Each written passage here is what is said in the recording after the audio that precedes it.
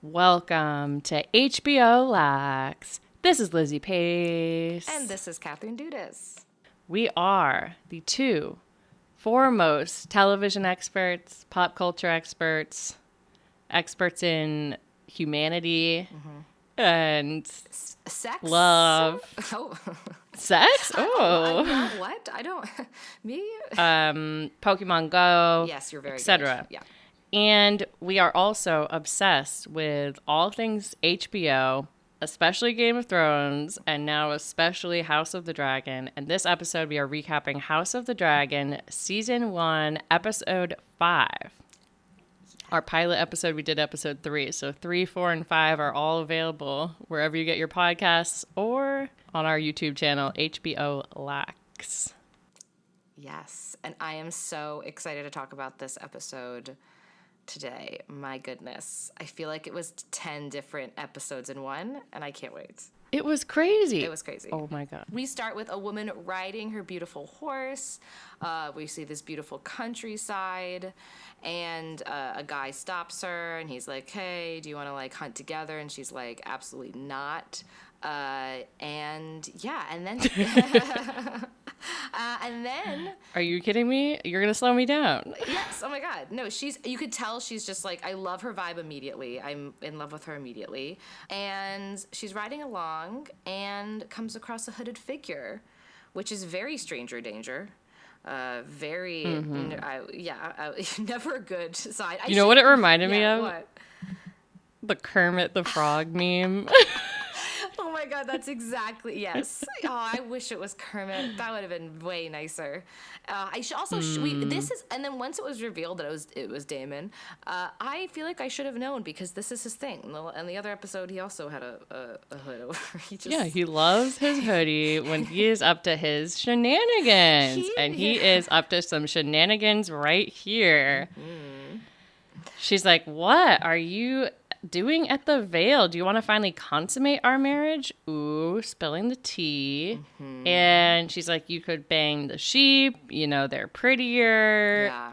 I guess these are lines that Damon has said to her. It did make, yes. But I really appreciated this. Like, yeah. But I also, when she was saying this stuff, I was like, uh-oh.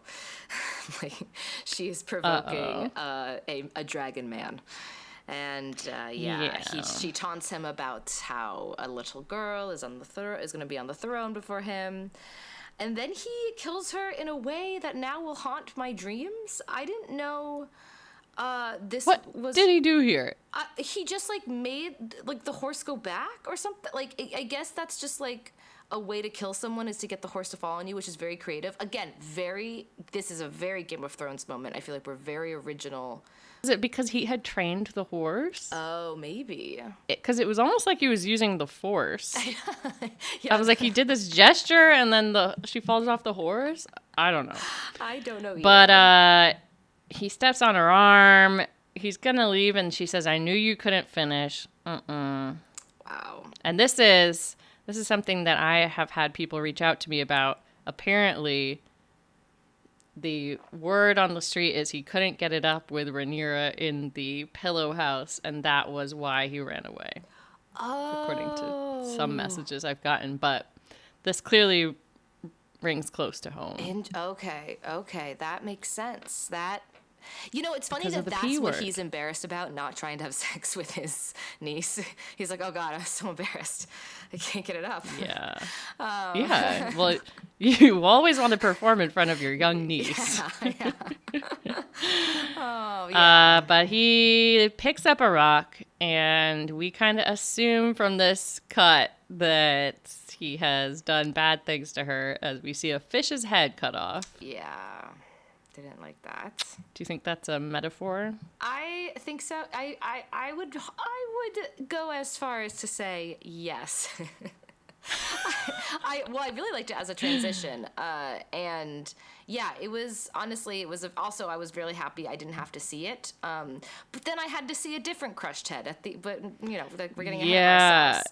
Like, Jesus It's interesting Christ. because it's like, oh, you don't want to see the human version, but you're okay seeing the fish version, which I'm also Lizzy. not okay seeing. Thank you, Lizzy. We are, But, yes, yeah. yes, we are animal stands. They get to a boat scene. Viserys is throwing up. He's seasick. God, the humiliations of this man. Not that it's humiliating. I get seasick, but Jesus, like, they really. It's getting, he's so embarrassing. His body hates him in every conceivable way. It's very cringe.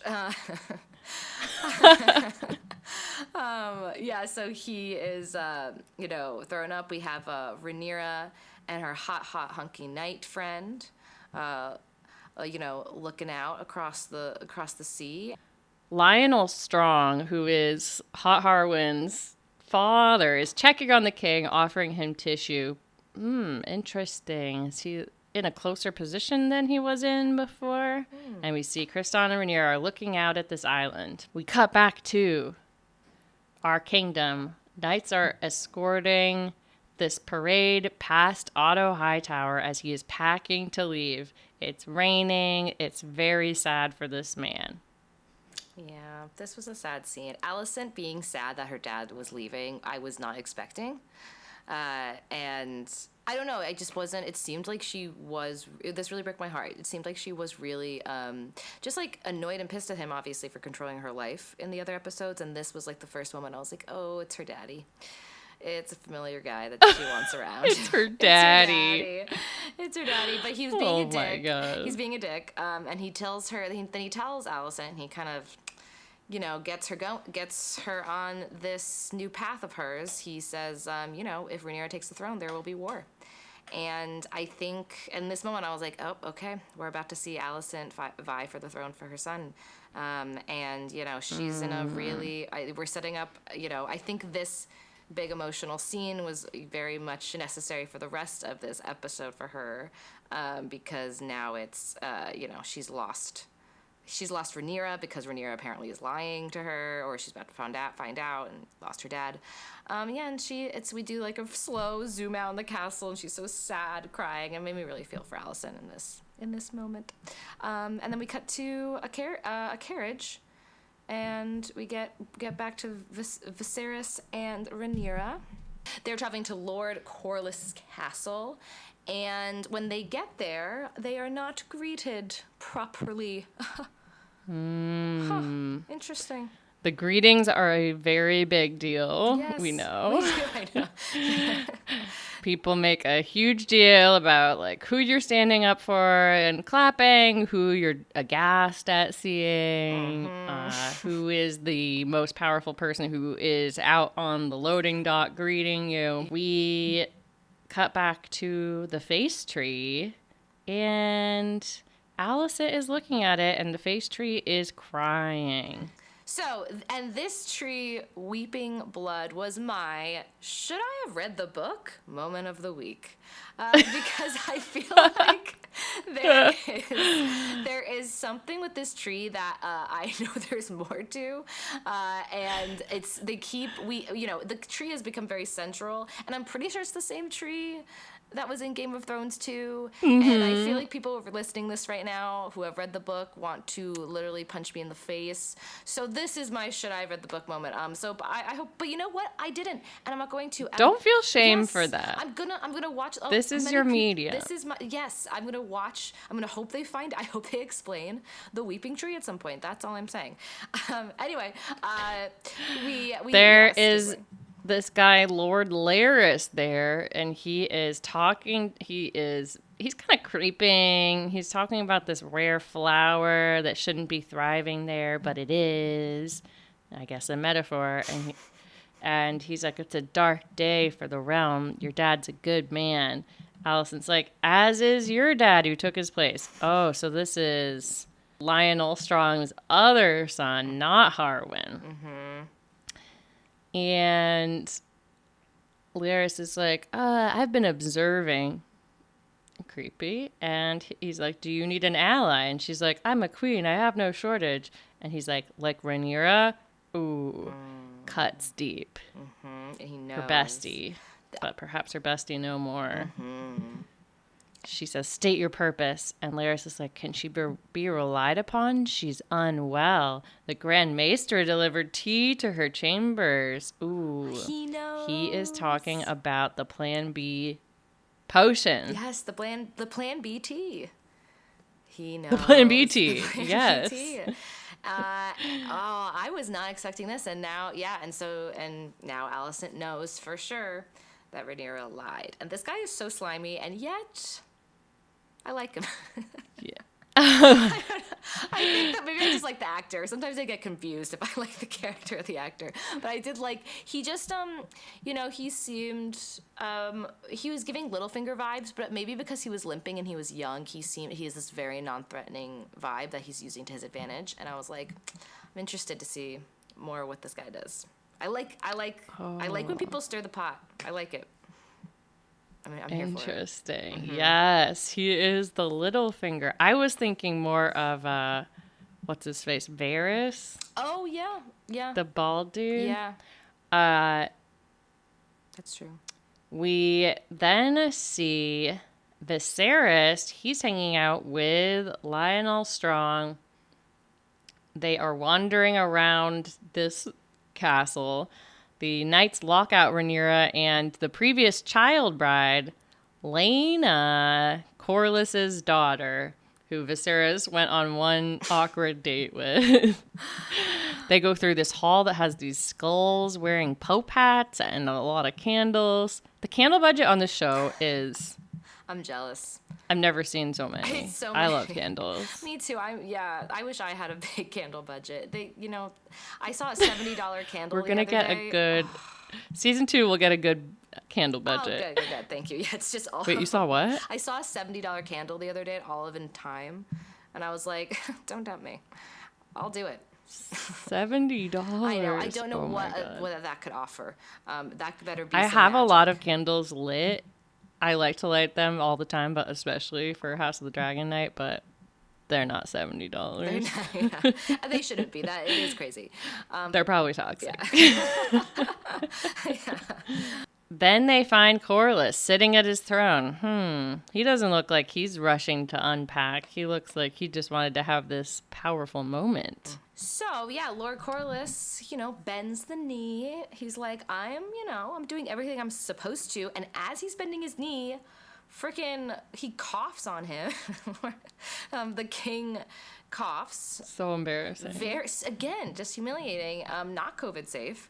And as he does and then the princess walks in, and she's so cute. Viserys is a super spreader event. He is, yeah. A walking super spreader event. Everyone's like, oh. And yeah, the cousin comes in. She's so cute. She comes up to him. She takes his hand and he winces. So he's just giving off sickly vibes and then being like, I'm fine. And everyone's like, well, the king is sick. Okay, does she hand him something? Oh, I don't know. I thought she handed him a letter, but maybe it was a tissue. Oh, I don't know. I thought it was a cousinly touch of the hand, but I could have been wrong. You know those. We then get this scene between Viserys and Corlys about names and what last name everyone is going to take if they're able to marry Rhaenyra and Sir Laenor. And Corlys is like, how's the succession going to be handled? And he's like, it's going to go to her, and then the kids will inherit regardless of gender. So he's like, I'm starting this whole new feminist trend. Look at me go. I said literally the same thing. I'm like, he's proposes a nice feminist compromise. It's really nice. Honestly, people should have those kind of discussions. I love that. It's literally like two people. Like I just had two friends that got married, and they chose a whole new name instead of picking one of the others. I'm like, this is like... Was it a good name that they picked? I think it was a good name, and in case they're listening, it's an amazing name. I love it. It's the best name I ever heard. It's the best last name that you can possibly choose. Well, this will be a good test. Yes. Yeah. And they're like, well, can the kids take their dad's last name? Because they're Valyrians, that's really important. He's like, what, you're saying that the Targaryen dynasty is going to end with Rhaenyra because she's a woman? And then they make this compromise, basically, that the firstborn ascends and then they will become a Targaryen again. They'll switch back. Yeah, love it. We see a scene on the beach. Is it a romantic scene? Not yet. Not yet. Rhaenyra says that she's glad it's Rhaenyra and Laenor, and they're getting to know each other, and they're doing this goose duck metaphor about how they're not each other's types. Yes, and I was in the beginning, I was like, is he gay? And then obviously it got, because I was like, wow, I was like, because at first it didn't occur to me that he's gay. I thought she was saying like, oh, maybe I'm not your type. I'm like, you're very cute, Rhaenyra. I'm sure, who knows? I thought maybe it's like, oh, we know we don't love each other, but yeah. Anyway, it's much better than that. He's gay. But Rhaenyra proposes an open relationship. We are just revolutionizing this magical, mystical world with a lot of open-minded situations, proposals, and I like it. What could go wrong? What can go wrong? It should, honestly, it should be all royal marriages that are open relationships. It's ridiculous that it's not. So I appreciated this, and Laenor is like, nice, cool. And yeah, and then... we cut back to cousin Rhaena and Corlys in the hall, and Corlys is like, did I overdo it with pushing? And she's like, no, he came here like a fucking loser, like begging for our son's hand.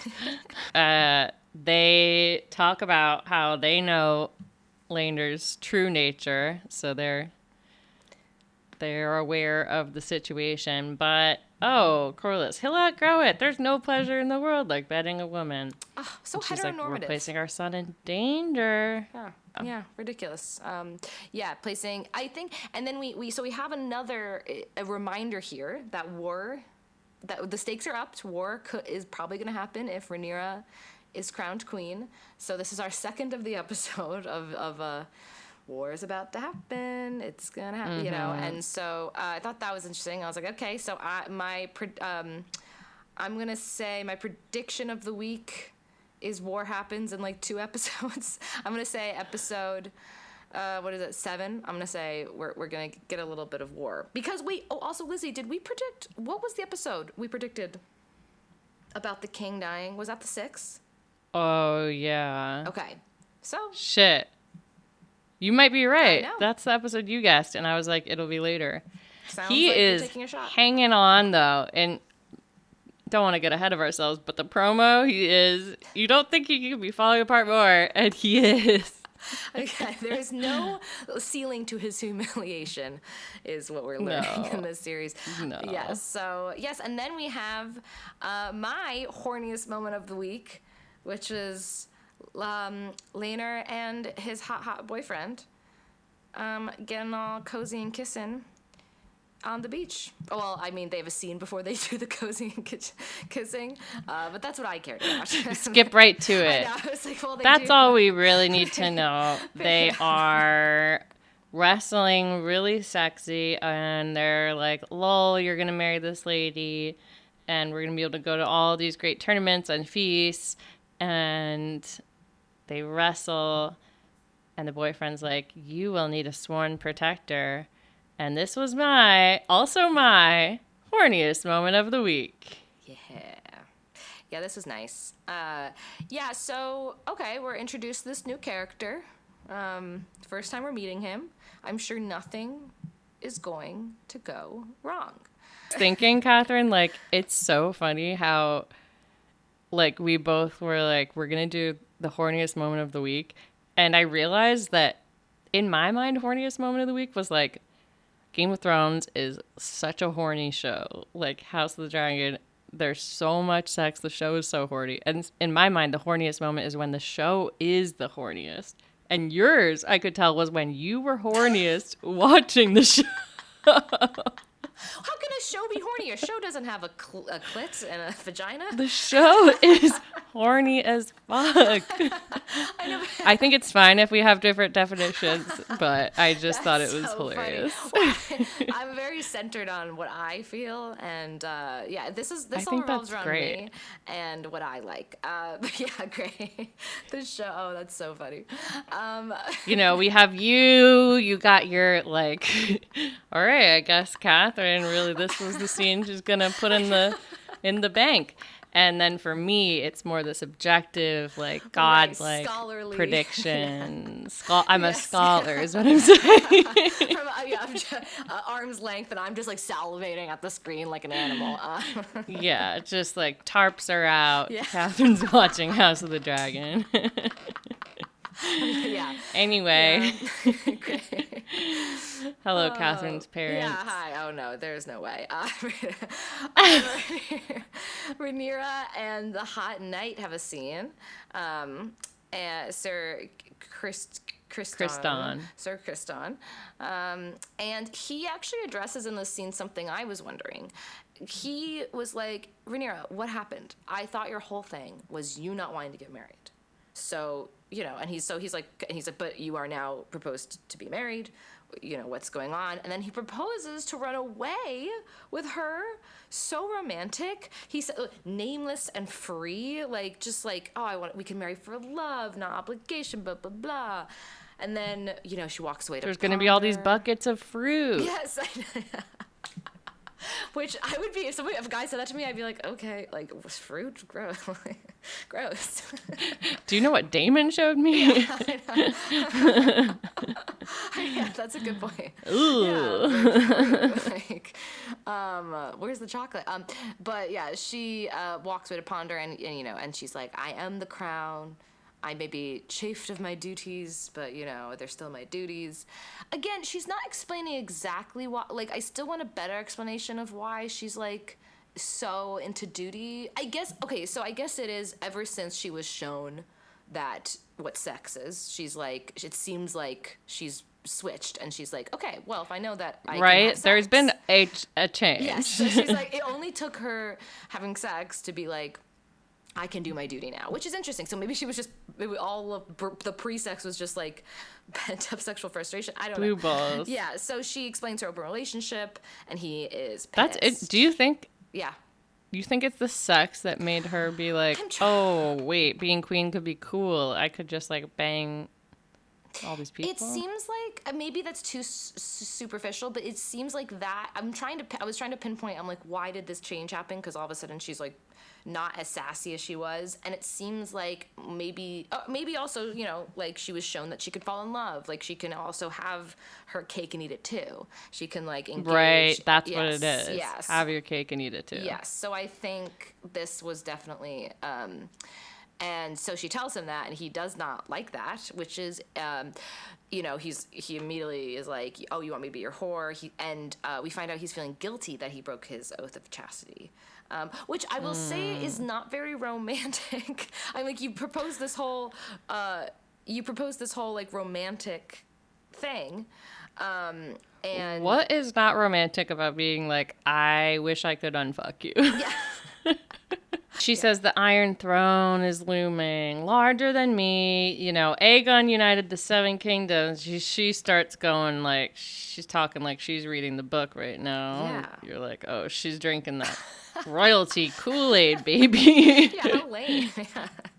She should just watch the TV show and guess. Yeah, so... yeah, you realize that he thought marrying her would fix his guilt. And it makes me feel a little icky. I was really swooning over his proposal before. But now I'm like, this is your own demons.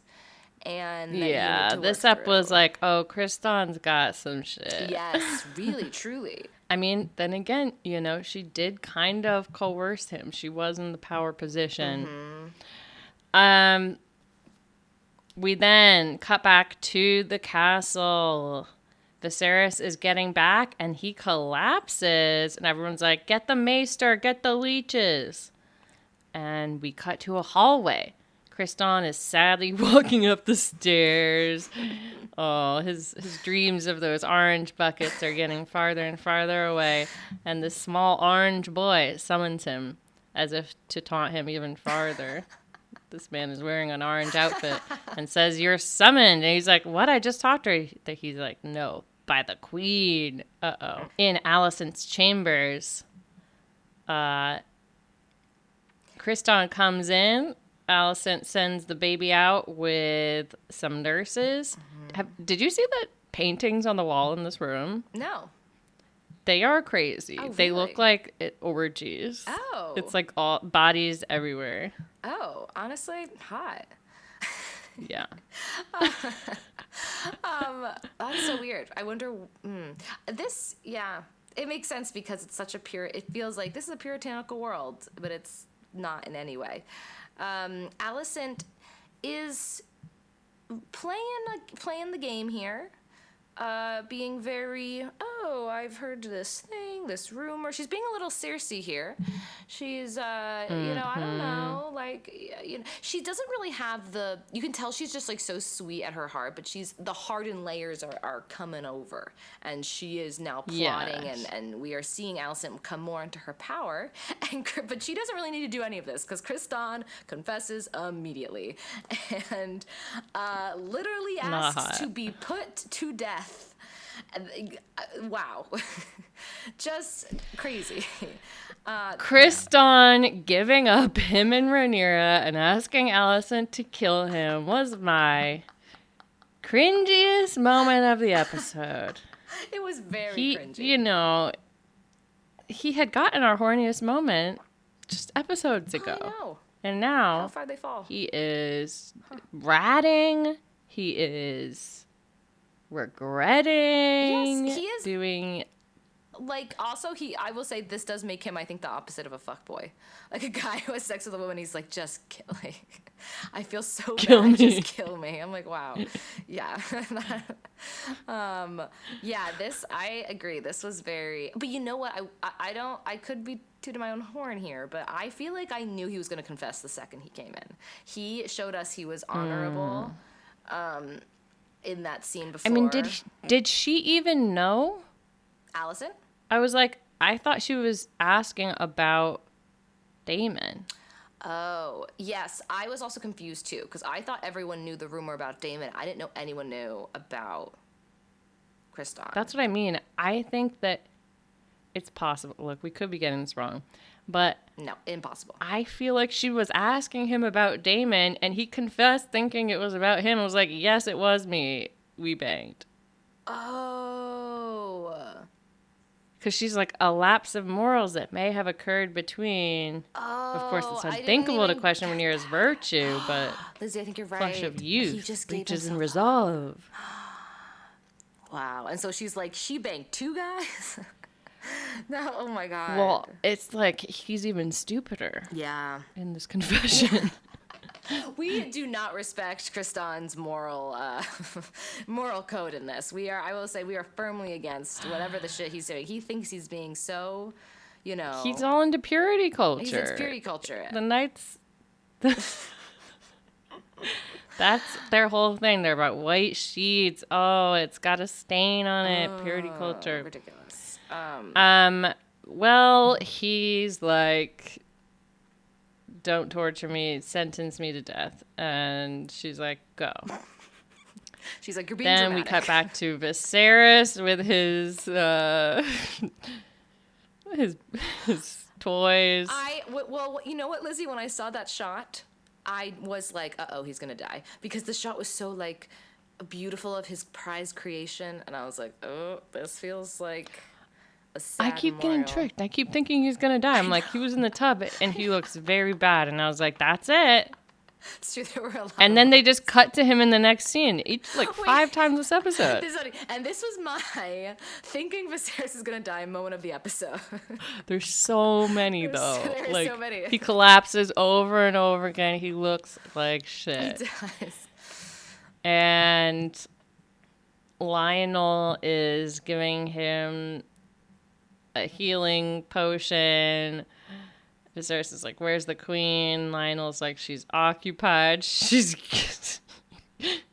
getting Kristan to confess. Yeah, she's plotting. And his arm is very rotten. And he seems like he's dying also by what he's saying. He's like, am I going to be remembered as a good king in the history books? Like, I haven't been conquering, but I haven't also been defeated either. Yeah.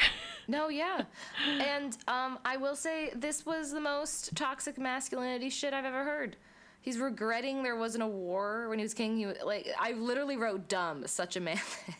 This also first world problems. P word. He was like, there was so much peace during my time.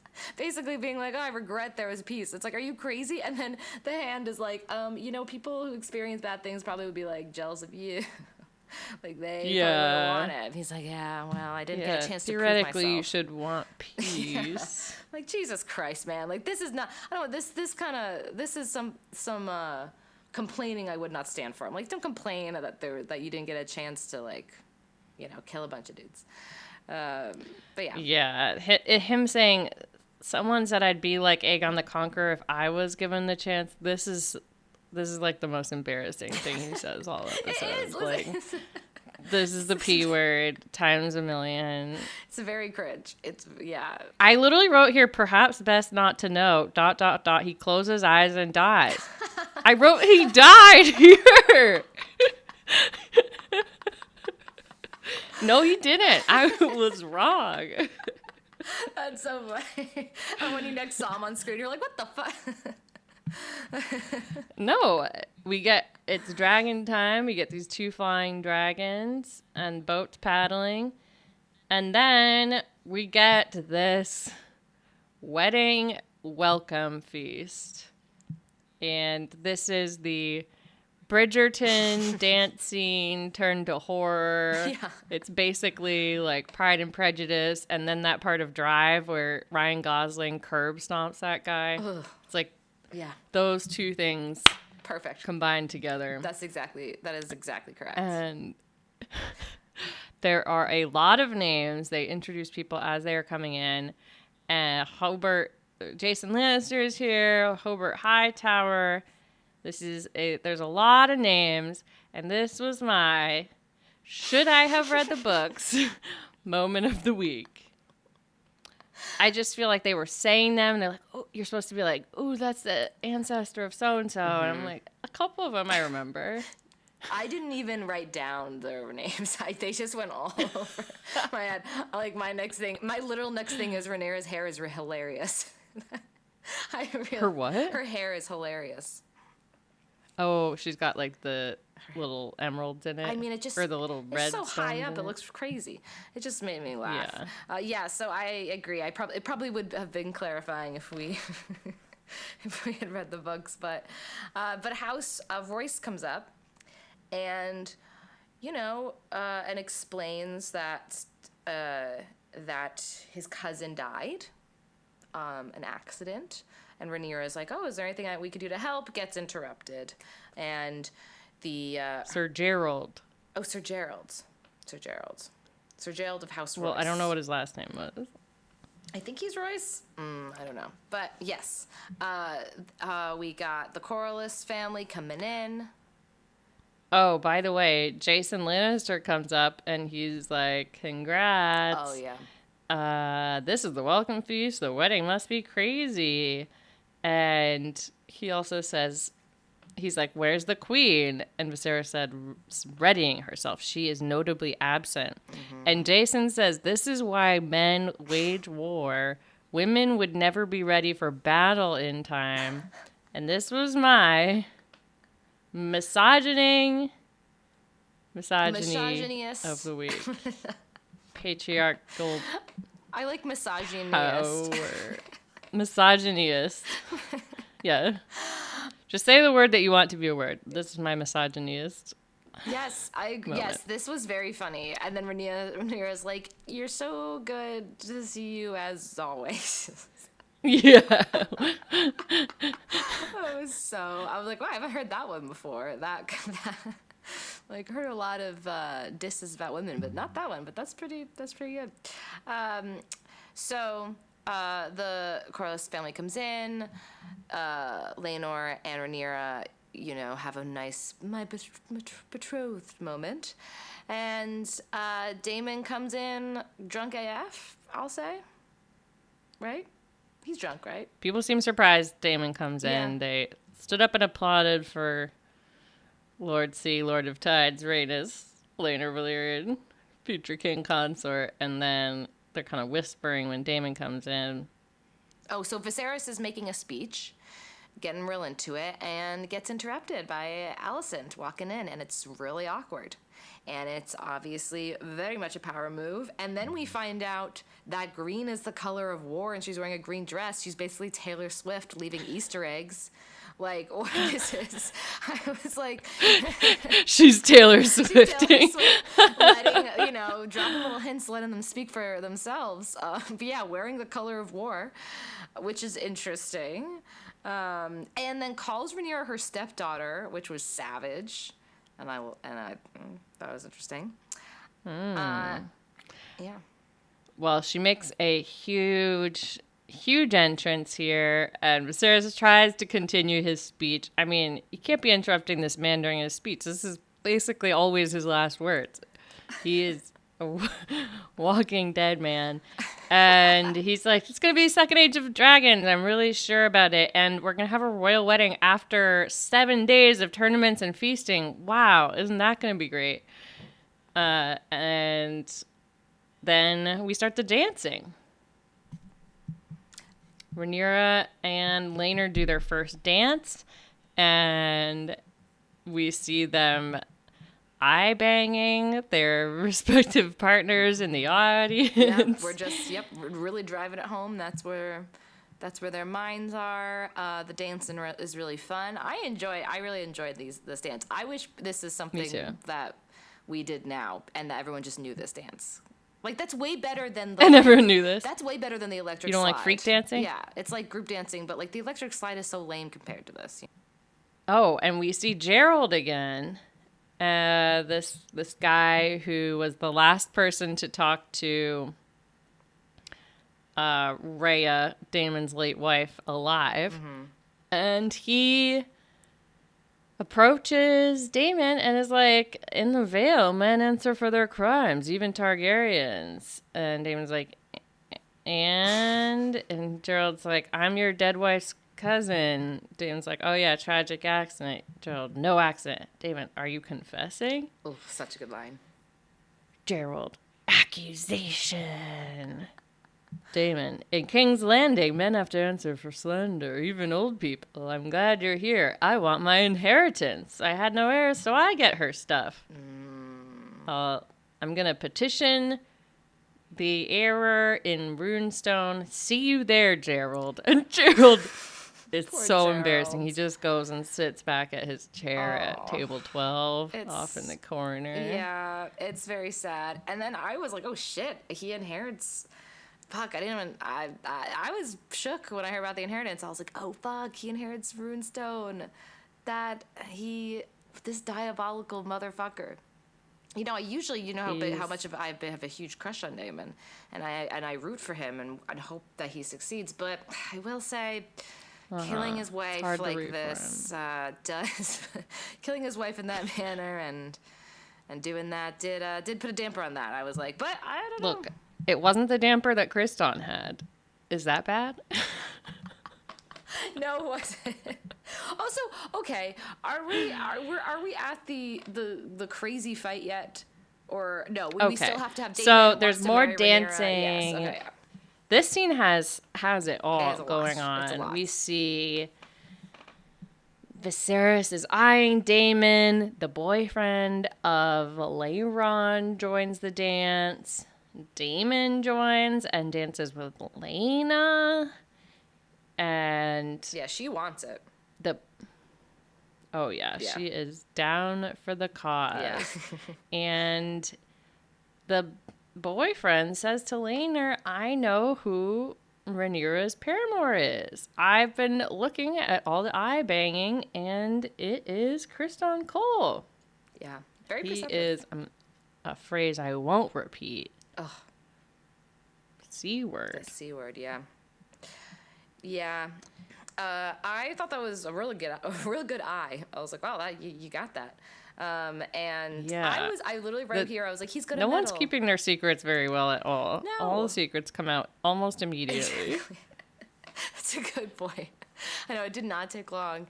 And yeah, he's meddling in this guard of Laenor, wants to seems like he wants to, help his man, have some fun meddling around, and oh boy, did not work out. Dane, he is just messy. He's messy. He is messy and excited, it was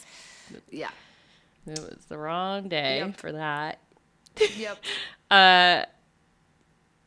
Damon is flirting with Lena, and then the boyfriend approaches Kriston and says, "Oh, they're a hot couple, right? I'm Joffrey Lawnmouth, the Knight of Kisses.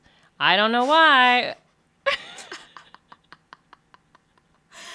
Oh my god. And he basically is like, "We're both invested in their union. They're important to both of us."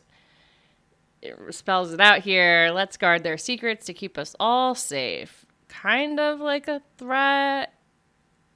Kind of like, or more kind of like trying to expand his friend group. I was wondering too. I don't know. Like, what is the intention here? Because it didn't seem crazy sinister, but it was, yeah.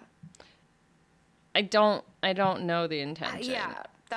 I don't know either. I think it didn't seem like it warranted what happens. No shit. Rhaenyra dances with Harwin, and Daemon cuts in, and Viserys is watching, and they speak in their own language, and he's like, "Is that what you want about Laenor?" Rhaenyra's like, "I didn't think what I wanted mattered to you." It's very Bridgerton here. Pride and Prejudice. Daemon is like, "He's nice, but he's going to bore you senseless." And Rhaenyra's like, "Marriage is a political arrangement, right?" And he's like, "Mine is just dissolved." And Rhaenyra, maybe with the line of the episode, says, "So take me. Has this not been your purpose? I'm not married. There's only a few hours. You can cut through the Kingsguard, take me to Dragonstone, and make me your wife." I'm just logging on to House of the Dragon every Sunday to see what I'm going to just sort of smooth my hand over that Daemon does. It's really in order to keep shipping this relationship. It's hot. It almost made my horniest moment of the week. It was, and then he grabs her like face.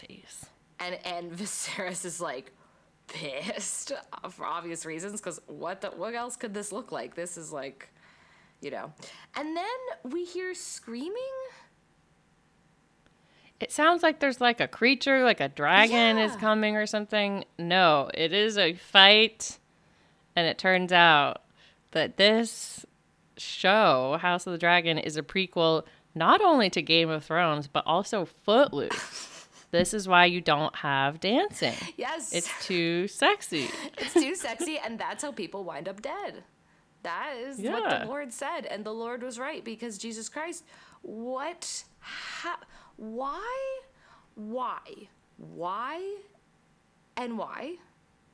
And did I have to watch him get his face beaten in?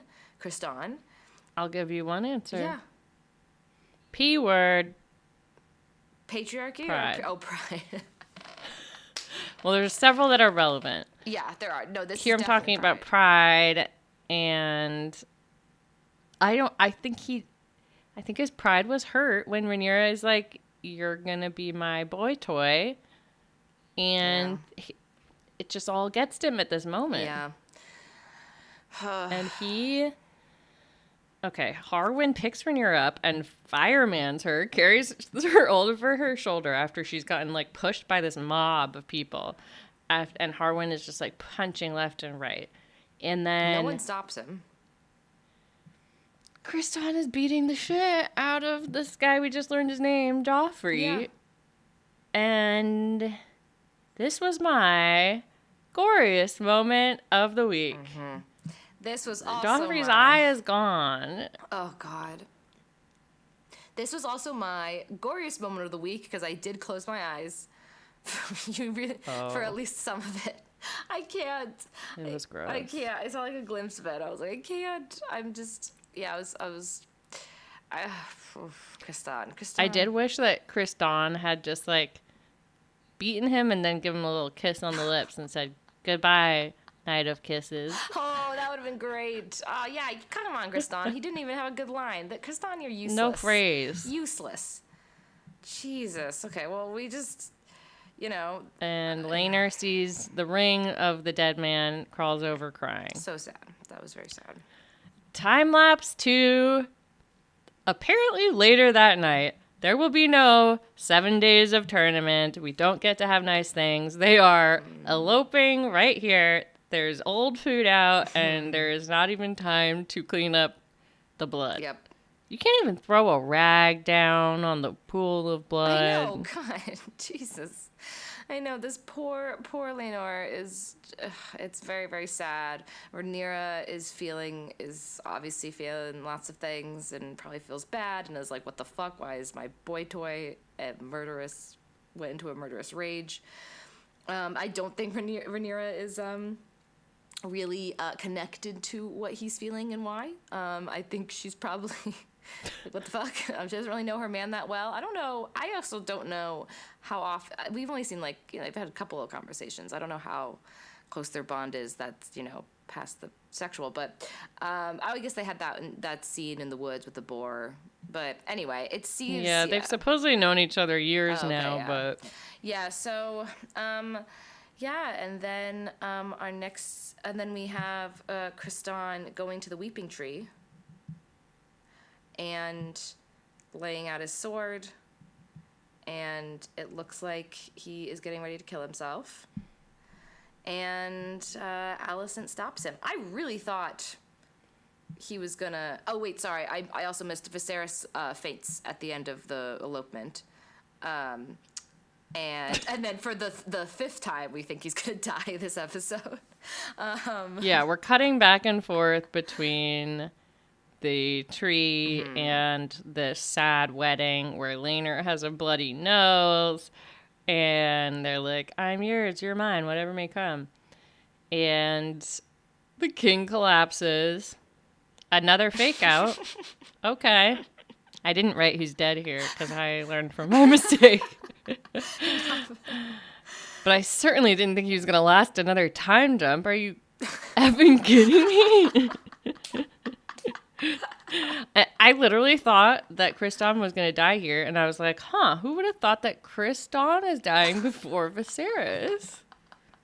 Did not see that Neither coming. died. Yeah, and then Alicent stops our murderous rage Kristan, and because she has use for him, probably. Ooh. Yeah, now that she's going to get back at Rhaenyra. I hope that happens. Yeah. By the way, we pan back from the wedding to the pool of blood on the floor, and a rat comes over. Oh. The street rat is back. He was on the top of Alicent's bed while she was starfishing Viserys, and now he is eating the blood of the chatty boyfriend of Laenor. Ooh, good catch, Lizzie. I love that. What does it mean? What does it mean? We get the promo. We are saying goodbye to Millie and Emily, the young actresses who played Rhaenyra and Alicent. No way. Mm-hmm. Wait, there's new actresses? They are aging. Yes. It's like The Crown?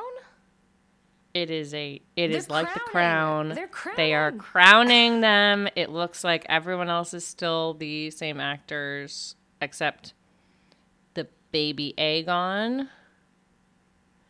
And they say we should address the latest developments in the Stepstones, my lords. And it has been 10 years, old Alicent says, since Daemon got the Stepstones. 10 years. And is Viserys still alive? The only words I capitalized in this were Viserys is still alive and withering. You won't even believe how much he is withering now, Catherine. People die in this he has time no from, hair a cut on their finger. Like, how? What? It must be, maybe it's the dragon maesters, blood. Potions, and leeches. So. I guess leeches live forever. Work. Jesus. I mean, it's not a good life. You're collapsing all over the important events and really embarrassing yourself constantly everywhere you go. Wow. But Aegon is now a child. Something about the father being compromised by the acts of a son. I think Harwin is becoming a bigger character. We see the first line by old Rhaenyra. She says we left it undefended about the Stepstones. And there's a fire burning people. Wow. From a dragon. That, I'm excited. Wow. Well, I'm excited. Jesus. Wow. That's cool. I'm excited. Wow. Okay. I can't believe, like, I had it, I guess it's kind of spoiled for me that there were going to be new actresses from Twitter, I think. Oh, but, I had no idea. Wow. Well, this show continues to surprise me, confuse me, and impress me. And and thank you all for listening to our recap of episode 5. Tune in next week for episode 6, where we get some new-ass actors. And I will be recording that one from Amsterdam. Yes, we have a world traveler. So I'll have a cool new Amsterdam vibe about me, probably. You better be so high on all of those edibles and coffee shops, or I won't even record with you. You must take advantage of everything in your surroundings. I can't say yes or no. Can't say yes or no. Can't wait to take in all the culture. I love it. All the culture. Just breathe in. Inhale. You know what? I'm going to be so on the ground reporting. I'll be on a bicycle. Yes, amazing. Sounds going to be horrible. Anyway, thank you all for joining us. We will be back next Monday. Follow us, subscribe, send this podcast to a friend who loves the show and is very lax like us. And see you next time. Fire and blood. And peace and love. Yeah, bitch. Love you.